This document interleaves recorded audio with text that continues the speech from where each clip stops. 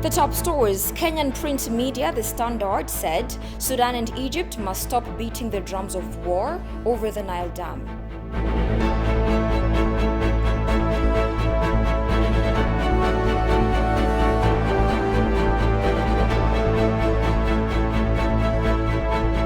And Sudan calls for a closed-door meeting over the GERD.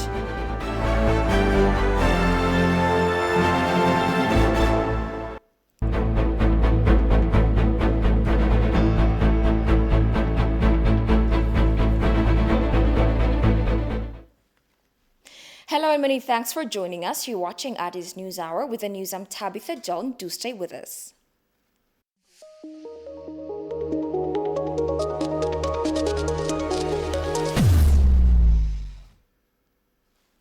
Kenyan print media The Standard said Sudan and Egypt must stop beating the drums of war over the Nile Dam project. The newspaper wrote, neither Egypt nor Sudan can claim absolute possession of the Nile waters. Santayo Tamrat presents the following story from the Kenyan newspaper. Although Egypt and its leaders have never wanted Ethiopia to undertake any development project on the Abai River for more than half a century, Ethiopia already started building a mega dam on the river in 2011. Sudan until last year was very much positive and supportive of Ethiopia's project. Sudan even had been showing huge appetite to get more electric power supply, with the project going operational swiftly. The Sudanese officials even mentioned that the hydropower project on Tekeze River has been offering them several advantages, including reduction of flooding, which was a big threat to the dams in Sudan. The Sudanese, like other African nations, have hailed Ethiopia's move to build the mega dam, convinced that the dam will cause real economic transformation in the entire region and hence substantial economic integration. Much as Ethiopia has come a long way to satisfy the interests of Egypt and Sudan, the three countries have reached no final agreement. This is basically because of Egypt and Sudan's intentionally unstable stance of negotiation principles, as the Ethiopian negotiators for the GERD trilateral said. By the same token, after the latest event of EU-led negotiation, Egypt and Sudan came with a new negotiation proposal, which was not in the interest of Ethiopia. And the EU-led negotiation has seen disagreement once again. Following this, Egyptian President Abdel Fattah el-Sisi is talking tough after failure of the latest round of talks over Ethiopia's Nile Dam. The same is being accentuated by Sudanese officials, and this has attracted media attention to reflect on. One among several media is Kenya's popular newspaper, The Standard. In its editorial, The Standard stressed that Sudan and Egypt must stop beating the drums of war over Ethiopia's Nile Dam project. After the talks that ended last Sunday in Kinshasa, Democratic Republic of Congo, el-Sisi warned that not even a drop of Egyptian water would be taken and that all options are open. He warned that the region would fall into unimaginable instability if its water taken. The construction of the Grand Ethiopian Renaissance Dam started over a decade ago to provide electricity to Ethiopia and export the surplus to neighboring countries. This, without doubt, is a noble initiative, the newspaper said. Khartoum, which is on Cairo's side, has also warned that any unilateral decision by Ethiopia to fill the dam will affect Sudan's national security and will cause regional repercussions. Ethiopia plans to collect 13.5 billion cubic meters of water in July, but the two countries are against the move, the editorial highlighted. Though the three countries have good intentions to use the Nile waters for good of their people, it's worth reminding them that the Nile does not belong to them alone. Most importantly, the paper underscored, the waters of the longest river in the world belongs to all the 11 countries through which it passes. For that reason, Ethiopia is in order to criticize the colonial pact that gave Egypt 55.5 billion cubic meters of water and Sudan 18.5 billion cubic meters. All countries along the Nile Basin have a right to tap and flourish from its waters. Accordingly, the editorial suggested Egypt and Sudan should not feel more entitled to the Nile than the rest of the countries. They must desist from issuing threats of violence over the Nile waters. There is need for a middle ground in this dispute. The failure of the Kinshasa negotiations is not the end of the road. Egypt and Sudan's interest for a being packed over the filling of the dam is a good idea, but threatening war is not. Dialogue, however elusive, is the only road to a permanent solution, it underlined. Ethiopia made it clear to the negotiating parties that the second-year filling of the Gerd reservoir would be carried out as scheduled, and the country cannot enter into an agreement that would foreclose its current and future legitimate rights over the utilization of Nile waters.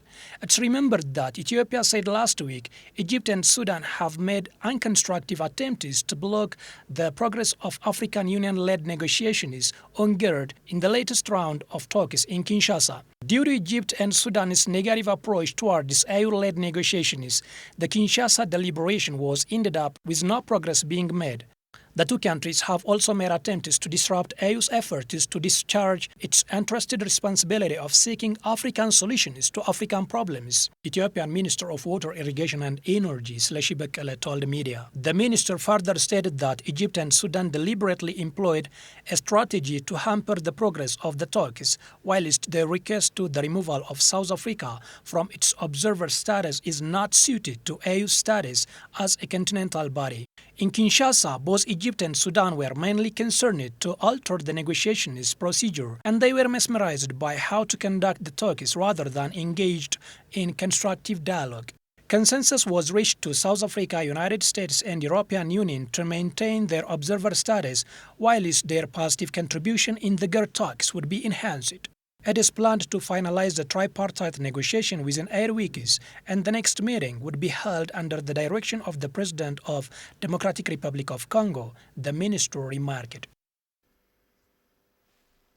Sudan Tribune reported that Sudan's Prime Minister Abdullah Hamdok has called his Egyptian and Ethiopian counterparts for a closed-door meeting over the filling and operation of the Grand Ethiopian Renaissance Dam. The Sudanese cabinet, in a statement released on Tuesday, said the invitation is in line with the Declaration of Principles of 23rd March 2015. Goshu Melisau has more.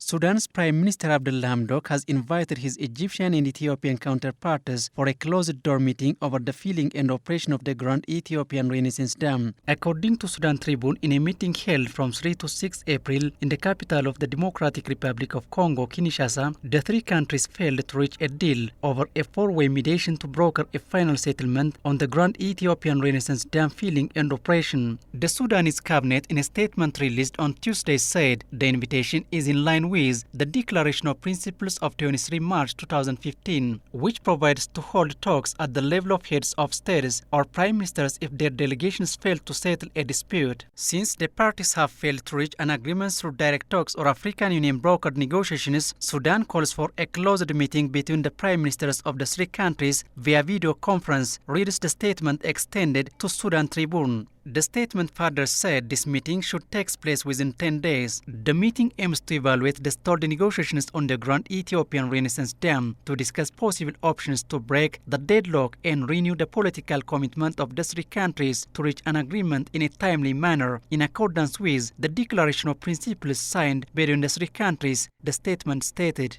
The three countries have agreed on more than 90% of the agenda of the talks. Among the remaining issues, there are the conflict resolution mechanism, drought and other environmental issues and data sharing. Recently, Ethiopia invited its counterparts Egypt and Sudan to exchange data on the filling of the Grand Ethiopian Renaissance Dam, but both of them rejected the proposal. They also asserted Ethiopia's right to future development, underscoring that they want guarantees that these projects would not harm the downstream countries, the newspaper reads.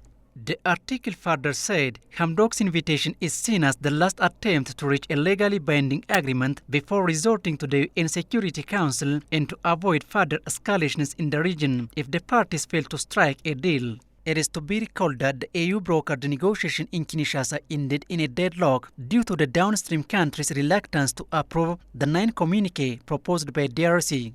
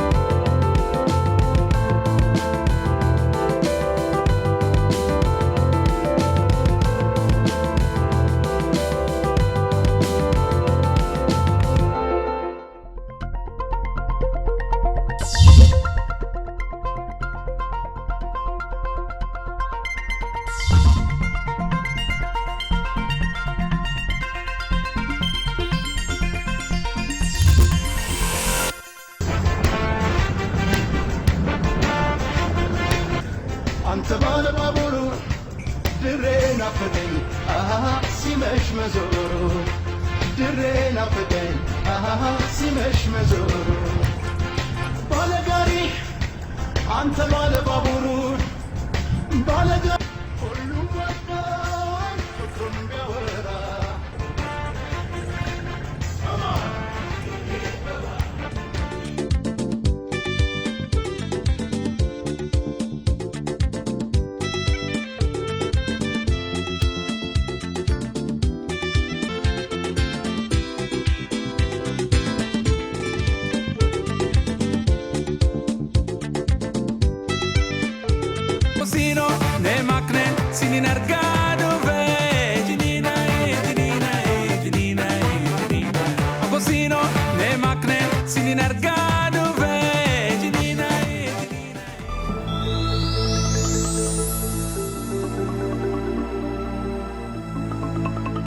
The old town is surrounded by a wall with 5 of the original gates that are kept shut from dusk to dawn.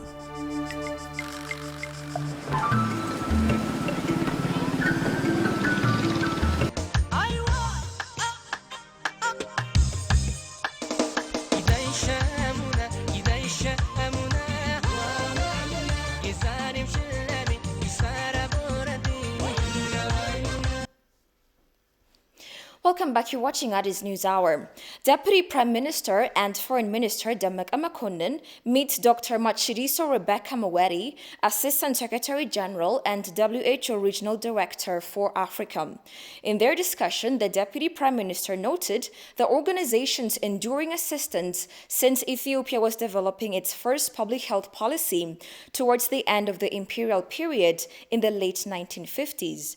Noting the remarkable health system Ethiopia was able to build in the last decades, Dammaqaa said the country is keen to work with the WHO to add up on the achievements registered in expanding primary health care to the population. In their discussion on the COVID-19 pandemic, Dammaqaa highlighted that global solidarity is indispensable more than ever before to effectively respond to this unprecedented crisis. Following talks on the vaccination of people in Ethiopia, the Deputy Prime Minister reiterated that the vaccine should be a global public good, for no one is safe until everyone is safe, which necessitates the price to be affordable by the majority of the world population. Dr. Matshidiso Rebecca Moweri, on her part, said that Ethiopia is a long-standing partner with the WHO, adding that their working relationship should further be cemented with expanded health sector engagements. Institutions must play a critical role in the peaceful conduct of the upcoming elections as well as its credibility. Talking to ETV, Mulatu Alemayo, an instructor of journalism at the Addis Ababa University, urged media institutions to disseminate timely, appropriate, and balanced information to the general public. Let's follow the rest of the story with Haptamu Ashagri. Ethiopia is gearing up for a general election, the sixth such event since the first one held in 1995. So far, some 46 parties will be competing for seats in both the 547-seat parliament and various state and city councils. Non-exclusive interview with ETV, Mulatu Alemayo, who is Addis Ababa University journalism instructor, said the media institutions have significant role to play in feeding the public accurate and balanced information as part of helping the election free and fair. The instructor adds that journalists need to maximize their efforts to assess major activities of the election board, contesting political parties as well as other relevant actors. There are a couple of roles that the media can play during election. The first and the most important one is serving the people to get accurate information. So it is their role to inform the society. Informing the role means, the people couldn't have access to go everywhere to get information. So it is the journalists or the media who played that role. The political parties, they are trying to campaign. The election board, they are doing lots of things to carry out the election. And the executive body, they are also supporting the election process. So how these organizations are working, what are things are going on, right or wrong, So people should be informed. Increasing the accessibility of information helps media institutions to deliver actual information to the general public. The media must also aggressively inform the public on each and every election process so that clarity prevails. In the process of information, the people want to know what are the process, what are the rights and duties of the people, the large public. So in order to equipping the people, the journalists play a significant role. So voters education, it's good to do voters education in a face-to-face. However, it's very difficult to address those large public. So the media is the easiest one to address large public. According to the instructors, the media institutions need to create a platform that helps the general public and contesting political parties to express their opinion about the general election. The media, as the name itself, it's a medium for the people. So it should be a good platform for people to express their ideas. Not only people, but also for the political parties. You have to invite them, they have to express their ideas, their views. They can raise their manifesto, and people could get a chance to understand what issues, what political parties have. Journalists and media institutions must also post investigative stories based on inform the public about irregularities before and after the general election, the instructor underlined. President of the Federal Supreme Court, Maza Shanafi, said it is high time to employ advanced systems in courtrooms meant to ensure independence and accountability. She said the system is instrumental in helping judges to undertake tasks independently in accordance to the law. Listen to her. For the last 2.5 years, courts as an institution and the judges as an expert were enabled to exercise their duties and responsibilities freely and fairly. The institutional and personal independence of judges, as well as confidence of judges boosted through training and firm stand of the leadership in judicial independence and accountability, played a great role. In a similar development, legal advisor and advocate Dabbaba Haile Gabriel stated that there are various improvements being done to further modernize the system in courtrooms. When we say freedom, it could be expressed in a variety of ways, and it oughtn't to be standing alone. As we say freedom, it indicates the improvements of the judge to practice judicial independence and accountability. Apart from that, it has been undertaken various tremendous efforts through conducting surveys in the courts to revive the judicial system and then help the judge to practice their responsibilities effectively.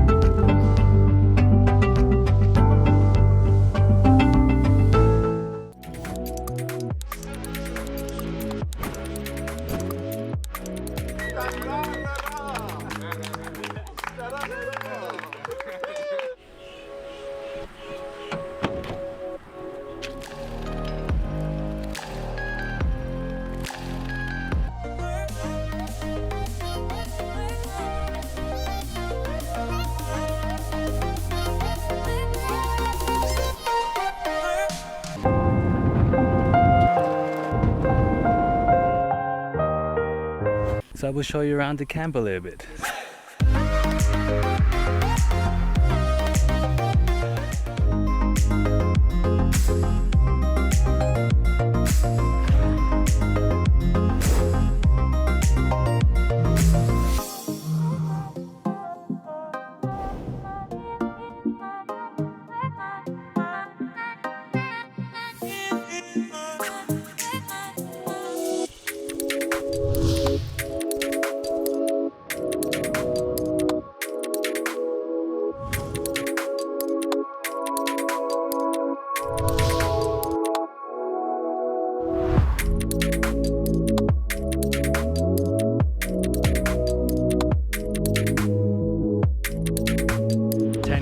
just around one lion. Sometimes there were like 4 cars at one spot. Sometimes you were totally alone. For example, when we saw a rhino, we were like alone in the jungle. So we were totally happy we did this tour, and I think the price is all right, as you get like 3 nights of accommodation, you have food, you have the tour guide, and you also have the entrance fee for the park.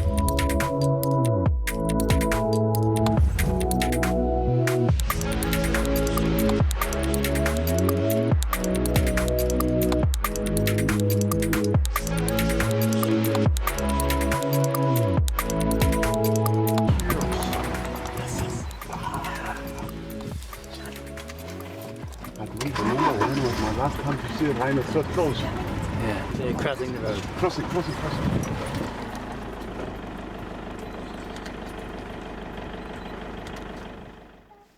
And finally, to South Sudan, where the country's government says it is working to speed up reforms in the country's security sector. This comes at a time when the UN mission in South Sudan has announced its plans to reduce troop numbers by 7 next year. Emmanuel Jorge presents the detailed story.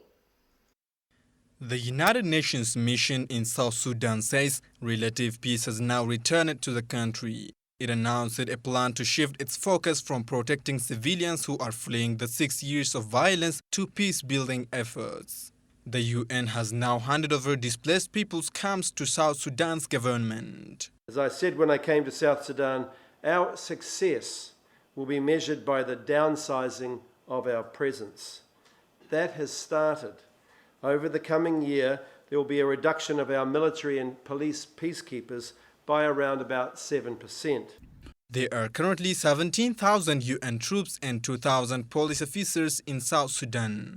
A peace deal signed in 2018 outlined how security sector reforms should be undertaken in South Sudan. The former rival armed forces are to be unified, retrained and redeployed. They are now unified and stationed in 17 camps across the country, but they are yet to be redeployed. South Sudan's government says it is working to expedite the peace process. We need a stronger, unified security sector.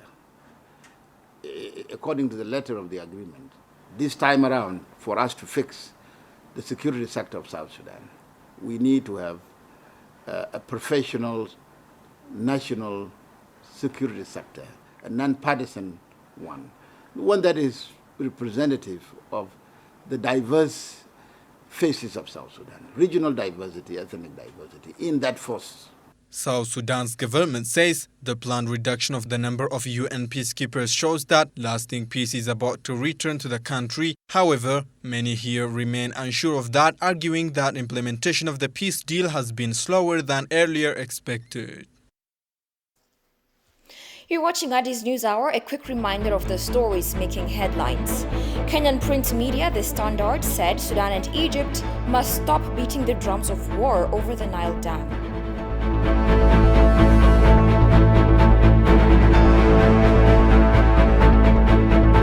And Sudan calls for closed-door meeting over the GERD.